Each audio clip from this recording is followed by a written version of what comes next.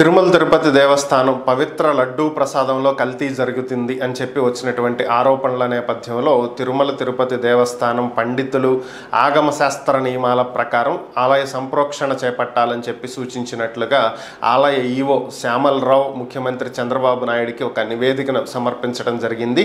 ఈ నివేదిక ప్రకారం సోమవారం నాటి నుంచి సంప్రోక్షణ కార్యక్రమాలు చేపట్టాలని యాగం చేయాలని పండితులందరూ కూడా చర్చించి నిర్ణయించారని చెప్పి తెలియజేశారు।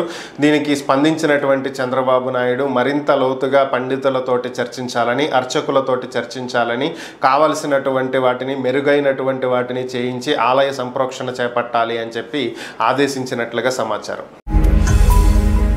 ఈ వీడియో గనుక మీకు నచ్చినట్లయితే లైక్ చేయండి, షేర్ చేయండి। మరిన్ని వీడియోస్ కోసం మా ఛానల్ను సబ్స్క్రైబ్ చేయండి। ఈ వీడియో గనుక మీకు నచ్చినట్లయితే లైక్ చేయండి, షేర్ చేయండి। మరిన్ని వీడియోస్ కోసం మా ఛానల్ను సబ్స్క్రైబ్ చేయండి।